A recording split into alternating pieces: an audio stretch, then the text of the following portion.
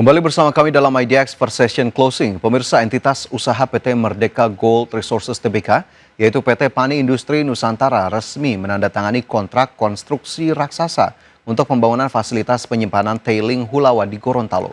Proyek infrastruktur pendukung tambang emas Pani ini dikerjakan bersama konsorsium Sino Hydro PII-NEM dengan nilai transaksi fantastis mencapai 2,87 triliun rupiah. Entitas usaha PT Merdeka Gold Resources Tbk yaitu PT Pani Industri Nusantara resmi menandatangani kontrak konstruksi raksasa untuk pembangunan fasilitas penyimpanan tailing Hulawa di Gorontalo. Melansir keterbukaan informasi Bursa Efek Indonesia, anak usaha PT Merdeka Gold Resources Tbk telah mengunci kesepakatan strategis baru. PT Pani Industri Nusantara resmi menggandeng konsorsium Sino Hydro PII-NEM untuk membangun fasilitas penyimpanan tailing Hulawa. Nilai investasi pengerjaan proyek berskala besar di Gorontalo ini diperkirakan mencapai 2,87 triliun rupiah. Pihak manajemen menjelaskan bahwa pembangunan infrastruktur penampungan tailing Hulawa merupakan bagian krusial dari pengembangan tambang emas Pani. Proyek ini menempati posisi sebagai salah satu aset emas paling strategis yang dimiliki oleh perseroan saat ini. Keberadaan fasilitas penyimpanan tersebut yakini dapat membuat operasional penambangan berjalan jauh lebih optimal, sekaligus mendongkrak performa neraca keuangan ke depan. Manajemen berharap kelancaran pengerjaan fasilitas Hulawa ini dapat langsung berkontribusi positif pada peningkatan laba bersih perseroan. Adapun secara regulasi pasar modal, nilai transaksi ini tergolong sebagai transaksi material karena memakan porsi sekitar 44,89% dari total ekuitas konsolidasian perusahaan. Meski demikian, korporasi tidak perlu menggelar rapat umum pemegang saham karena nilai totalnya masih berada di bawah ambang batas wajib 50%. Berbagai sumber untuk IDX Channel. PT Avia Avian Tbk tetap memasang target pertumbuhan penjualan sekitar 10% di tengah tantangan ekonomi dan persaingan industri cat yang semakin ketat. Optimisme tersebut ditopang oleh prospek sektor properti, pembangunan infrastruktur, serta inovasi produk yang terus dikembangkan oleh perseroan. Avian Brands mempertahankan target pertumbuhan penjualan sekitar 10% pada tahun ini. Manajemen menilai kebutuhan pasar terhadap produk cat dan bahan pendukung bangunan masih menunjukkan tren positif. Strategi penguatan distribusi dan pengembangan produk menjadi kunci untuk mencapai sasaran tersebut. Kinerja industri cat seringkali menjadi cermin aktivitas di sektor properti dan konstruksi. Meningkatnya pembangunan hunian, kawasan komersial, serta tingginya aktivitas renovasi rumah menjadi pendorong permintaan produk cat di pasar domestik. Kondisi ini memberikan peluang bagi pelaku industri untuk terus bertumbuh. Persaingan di industri cat tidak lagi semata berfokus pada harga. Produsen kini berlomba menghadirkan produk dengan nilai tambah seperti cat ramah lingkungan, tahan cuaca ekstrim, hingga teknologi anti noda dan anti bocor. Inovasi menjadi faktor penting untuk menjaga loyalitas konsumen dan memperluas pangsa pasar. Bagi industri bahan bangunan, jaringan distribusi memiliki peran strategis dalam menjangkau konsumen di berbagai daerah. Perusahaan dengan distribusi yang luas memiliki keunggulan dalam menjaga ketersediaan produk dan merespon permintaan pasar dengan lebih cepat. Hal ini menjadi salah satu faktor penentu dalam mempertahankan pertumbuhan penjualan. Target pertumbuhan yang dipasang Avian mencerminkan keyakinan terhadap daya tahan pasar domestik Indonesia. Dengan jumlah produk yang besar dan kebutuhan hunian yang terus meningkat, industri cat dinilai masih memiliki ruang ekspansi yang menarik. Bagi pelaku usaha, kemampuan beradaptasi dengan kebutuhan konsumen akan menjadi kunci dalam menjaga pertumbuhan berkelanjutan. Berbagai sumber untuk IDX Channel. Emiten properti PT Bangun Kosambi Sukses Tbk atau CBDK menyatakan telah menyiapkan strategi untuk menghadapi risiko kenaikan harga bahan baku di tengah fluktuasi nilai tukar dan ketidakpastian ekonomi global. Langkah ini menunjukkan bahwa pengelolaan biaya dan efisiensi operasional menjadi faktor krusial dalam menjaga keberlanjutan proyek properti berskala besar. Manajemen CBDK menyatakan bahwa risiko kenaikan harga bahan baku masih dapat dikelola dengan baik. Salah satu strategi yang diterapkan adalah mengunci kuantitas dan harga material bersama pemasok sejak awal proyek. Pendekatan ini memungkinkan perusahaan meminimalkan dampak fluktuasi harga terhadap anggaran pembangunan. Sektor properti menjadi salah satu industri yang sangat dipengaruhi oleh pergerakan harga komoditas dan nilai tukar. Bahan baku seperti baja, semen, dan berbagai material impor dapat mengalami kenaikan harga saat terjadi pelemahan mata uang domestik.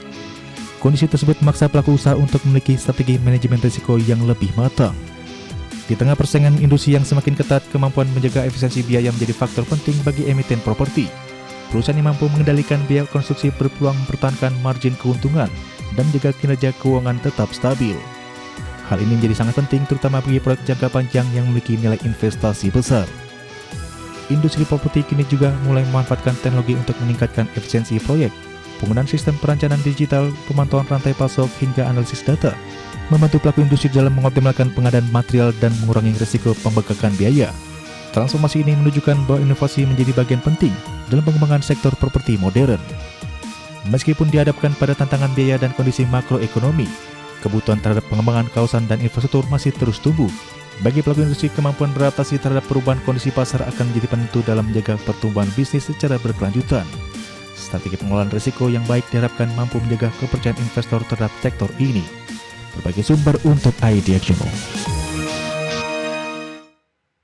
PT E-Commerce Mora Republik Tbk atau Mora Republik terus memperkuat posisinya di industri telekomunikasi nasional dengan mendorong ekspansi jaringan dan peningkatan jumlah pelanggan. Langkah ini menunjukkan bahwa persaingan di sektor layanan internet tetap menjadi salah satu motor pertumbuhan ekonomi digital Indonesia. Mora Republik menargetkan pertumbuhan melalui perluasan jaringan dan penambahan basis pelanggan di berbagai segmen pasar. Strategi tersebut dilakukan untuk menjawab meningkatnya kebutuhan akan akses internet berkecepatan tinggi di tengah akselerasi transformasi digital nasional.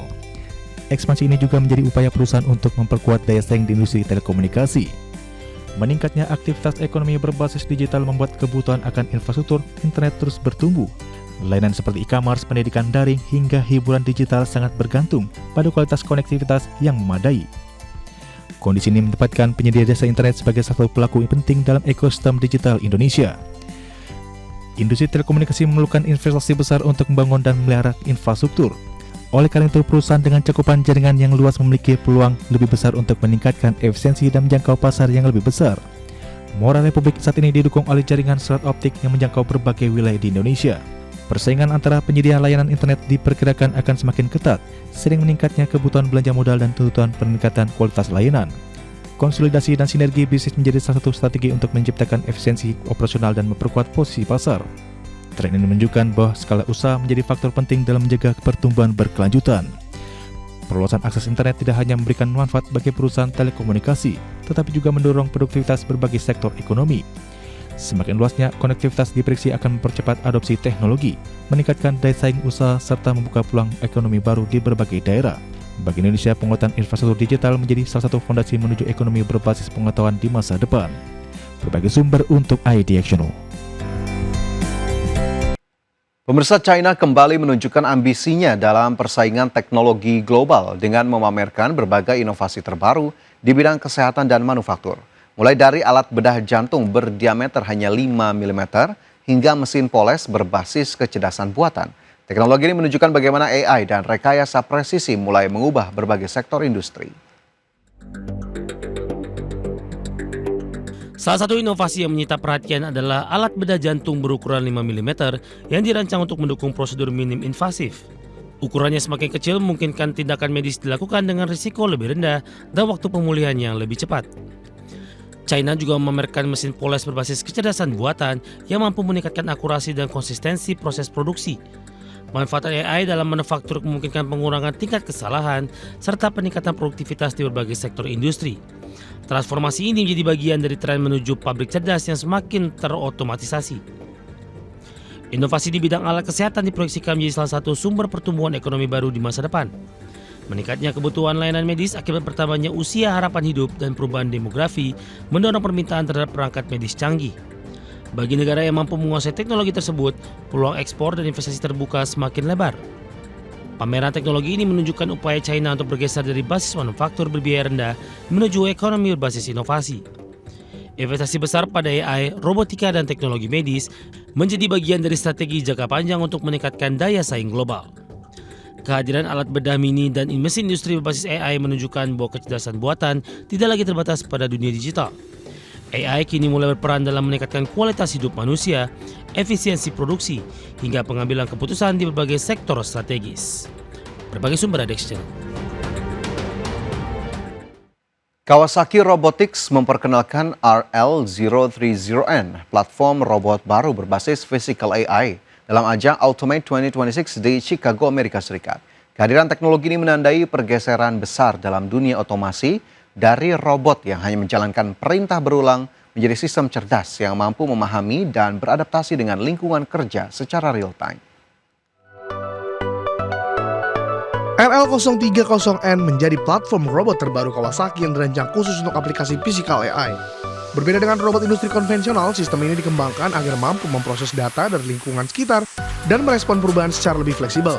Langkah ini menunjukkan bahwa masa depan otomasi akan semakin bertumpu pada kecerdasan dan adaptabilitas. Selama puluhan tahun, robot industri dikenal karena kemampuannya menjalankan pekerjaan yang sama secara berulang. Namun, tuntutan industri modern membutuhkan sistem yang mampu menyesuaikan diri dengan variasi produk dan kondisi operasional yang terus berubah. Physical AI memungkinkan robot untuk melihat, memahami, dan bertindak berdasarkan situasi nyata di lapangan. Meningkatnya biaya tenaga kerja dan kelangkaan pekerja terampil menjadi salah satu faktor pendorong adopsi robot cerdas di berbagai negara. Bagi pelaku industri, otomasi berbasis AI tidak hanya berfungsi untuk meningkatkan produktivitas, tapi juga membantu menjaga konsisten kualitas produk. Kawasaki bukan satu-satunya pemain yang berlomba mengembangkan physical AI. Berbagai perusahaan teknologi dan otomasi dunia kini berupaya menciptakan robot yang mampu berpikir dan bertindak di dunia nyata. Persaingan tersebut diprediksi akan menentukan siapa yang pemimpin gelombang industri generasi berikutnya. Perkembangan physical AI menunjukkan bahwa nilai ekonomi industri robotika tidak lagi berasal dari penjualan perangkat keras semata. Namun data, perangkat lunak, dan kemampuan AI kini menjadi komponen penting dalam menciptakan nilai tambah bagi industri. Berbagai sumber dari Channel. Startup robotika Genesis AI resmi meluncurkan Eno, robot serbaguna berbasis physical AI yang dirancang untuk beroperasi di berbagai lingkungan kerja. Berbeda dengan tren robot humanoid yang semakin marak, Eno hadir dengan desain beroda yang mengutamakan efisiensi, fleksibilitas, dan kesiapan untuk deployment komersial. Tidak seperti banyak pengembang robot yang berlomba menciptakan robot berbentuk manusia. Genesis AI memilih pendekatan yang lebih praktis melalui desain beroda dan lengan robotik dengan kemampuan manipulasi tinggi. Perusahaan menilai bahwa sebagian besar lingkungan industri memiliki permukaan datar yang tidak memerlukan kaki robot. Pendekatan ini dinilai dapat meningkatkan efisiensi energi dan menekan biaya operasional. Eno beroperasi menggunakan model kecerdasan buatan bernama Gene yang dikembangkan secara internal oleh Genesis AI. Sistem ini memungkinkan robot memahami tujuan pekerjaan, memecah tugas menjadi langkah-langkah kecil, serta beradaptasi dengan perubahan kondisi secara real time. Kemampuan tersebut menjadi salah satu fondasi penting dalam pengembangan robot serbaguna masa depan. Genesis AI telah menghimpun pendanaan sebesar 105 juta dolar Amerika atau setara lebih dari 1,7 triliun rupiah untuk mendukung pengembangan teknologinya. Besarnya investasi ini menunjukkan bahwa robotika berbasis AI kini menjadi salah satu bidang paling menjanjikan di industri teknologi global. Genesis AI menargetkan Eno untuk digunakan di sektor manufaktur, logistik, laboratorium, hingga layanan publik. Perusahaan berencana memulai deployment terbatas kepada pelanggan pada akhir 2026 sebelum memperluas penggunaannya ke pasar konsumen. Kehadiran Eno menunjukkan bahwa persaingan AI kini telah bergeser ke dunia fisik. Perusahaan yang berhasil mengembangkan robot cerdas dengan biaya efisien dan kemampuan adaptif berpeluang memimpin pasar otomasi global di masa depan. Bagi sumber Addiction.